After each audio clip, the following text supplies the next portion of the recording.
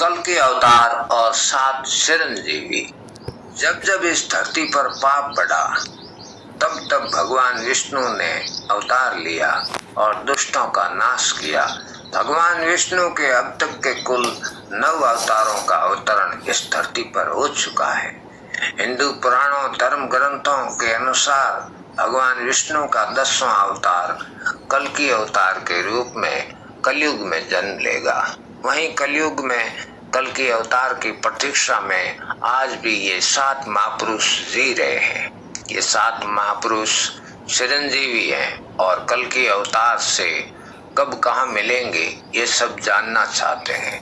भगवान विष्णु के 9 अवतार हो चुके हैं। 10वां अवतार कल्कि के रूप में कलयुग में होगा।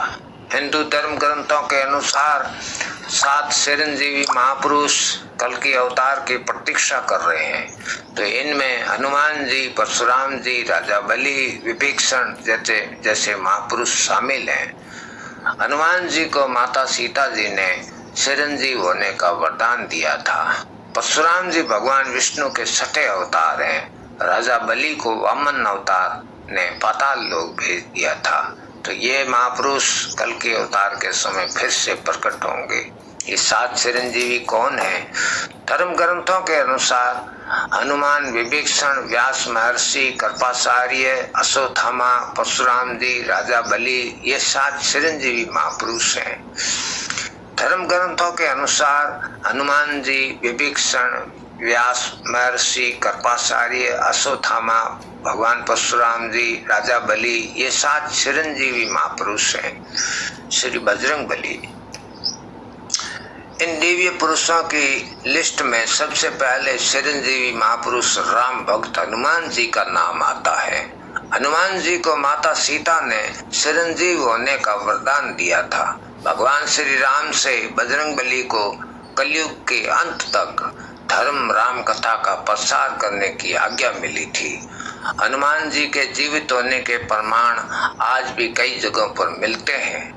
महाभारत के वन पर्व अध्याय के 151 के अनुसार एक बार भीम द्रौपदी के लिए पुष्प लेने गंधमादन पर्वत जा रहे थे, तो तब उनकी मुलाकात हनुमान जी से हुई थी। कहा यह भी जाता है कि हर 41 साल में बजरंग बली श्रीलंका के मातंग कबीले में ब्रह्मा ज्ञान देने आते हैं। कलयुग के अंत में जब पाप की सीमा बढ़ जाएगी तब भगवान कल्कि इस पृथ्वी लोक पर अवतरित होंगे। तब बजरंग बली एक बार फिर से भगवान कल्कि के रूप में श्री राम जी के दर्शन करेंगे। तब श्री राम जी द्वारा दिए गए वचनों का कार्यकाल भी समाप्त हो जाएगा। परशुराम जी।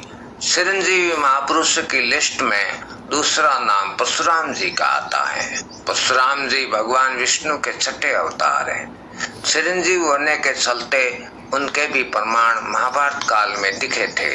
आपको बता दें कि परशुराम जी पितामह भीष्म, कर्ण, गुरु द्रोणाचार्य के गुरु भी थे। पौराणिक कथाओं के मुताबिक भगवान कल्कि के गुरु भी परशुराम जी ही होंगे।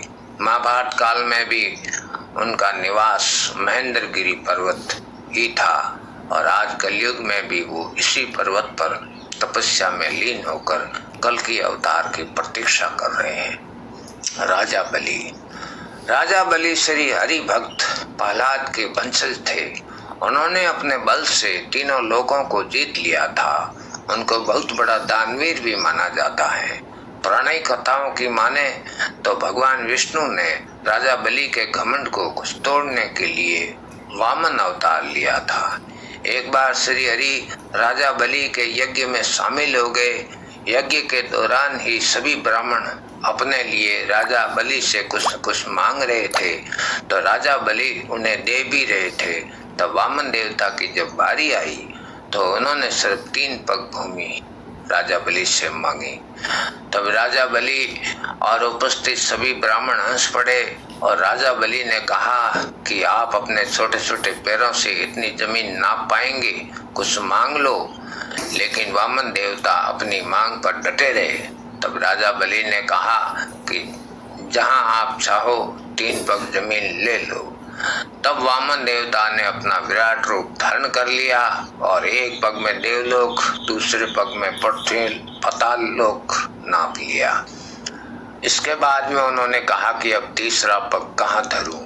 तो राजा बलि ने अपना सिर आगे कर दिया और वामन देवता ने राजा बलि के सिर पर पैर रखकर उन्हें पाताल लोक भेज दिया। उन्हें इसी लोक में बसा लिया जहां वो आज भी अपनी मुक्ति के लिए कल की अवतार की प्रतीक्षा कर रहे हैं। विभीषण, सौते महापुरुष लंका अधिपति विभीषण के बारे में।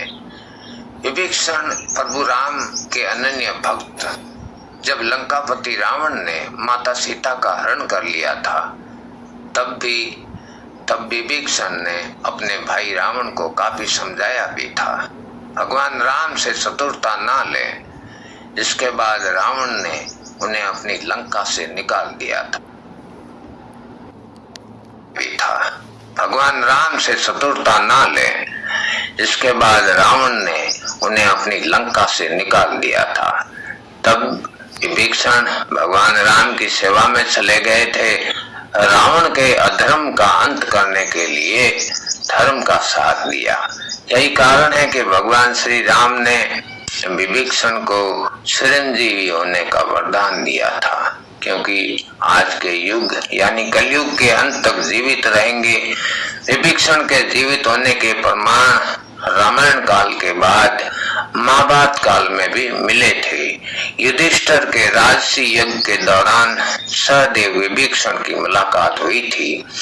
कलयुग में विभीषण कहाँ है, इस बात की जानकारी तो किसी को नहीं है, लेकिन यह जरूर पता है कि उनका इस युग में भी होने का सिर्फ एक लक्ष्य है कि वो अपने प्रभु के अवतार कल्कि से मिलना चाहते हैं। अश्वत्थामा, इन 7 महापुरुषों में अश्वत्थामा का नाम भी शामिल है। गुरु द्रोणाचार्य के पुत्र अश्वत्थामा आज भी इस पृथ्वीलोक पर मुक्ति के लिए भटक रहे हैं। महाभारत के युद्ध में अश्वत्थामा ने कौरवों का साथ दिया था। धर्म ग्रंथों के अनुसार भगवान श्री कृष्ण ब्रह्मास्त्र चलाने के कारण अश्वत्थामा को कलयुग के अंत तक भटकने का श्राप दिया था। अश्वत्थामा के संबंध में प्रचलित मान्यता है कि मध्य प्रदेश के असीरगढ़ किले में मौजूद प्राचीन शिव मंदिर में अश्वत्थामा हर दिन भगवान शिव की पूजा करने आते हैं। अश्वत्थामा भी कल के अवतार की प्रतीक्षा कर रहे हैं। कहा जाता है कि अश्वत्थामा भगवान शिव का इकलौता ऐसा तार है जिसकी पूजा नहीं की जाती, परंतु कल की अवतार में अश्वत्थामा का एक अहम रोल होगा जो आने वाली पीढ़ियों तक उसका गुणगान करेगी।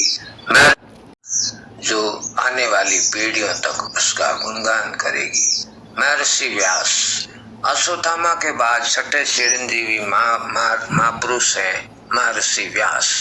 महर्षि को वेद व्यास के नाम से भी जाना जाता है, क्योंकि उन्होंने ही 4 वेद, महाभारत, 18 पुराण, भागवत गीता लिखी थी। महर्षि भगवान कल्कि के जन्म से पहले ही उनके अवतार के बारे में ग्रंथों में लिख दिया था।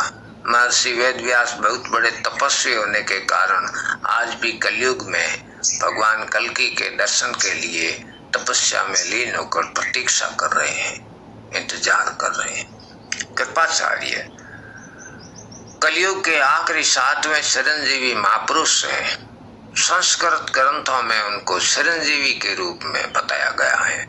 कृपाचार्य अश्वत्थामा के मामा पांडवों कौरवों के आचार्य थे।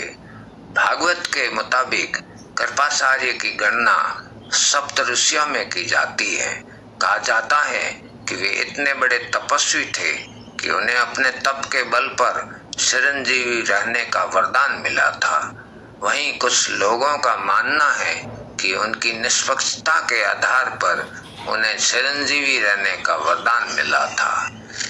कलयुग में कृपाचार्य अधर्म का नाश करने में कल्कि अवतार की मदद करेंगे। कल्कि अवतार, 7 चिरंजीवी, कल्कि अवतार और 7 चिरंजीवी का है। तो ये थी कल्कि अवतार और वो 7 चिरंजीवी जो कल्कि अवतार के होने का इंतजार कर रहे हैं और किसी के दर्शन करने पर वचन बंध से मुक्त हो जाएंगे और किसी का कल्कि अवतार के साथ योगदान है और इस तरह से अपना अपना अहम रोल है। तो ये जानकारी आपको जरूर ठीक ठाक लगी होंगी, तो जिसके लिए आप वीडियो लाइक जरूर करें और इसी प्रकार की और जानकारी के लिए आप चैनल को सब्सक्राइब भी कर सकते हैं। नमस्कार।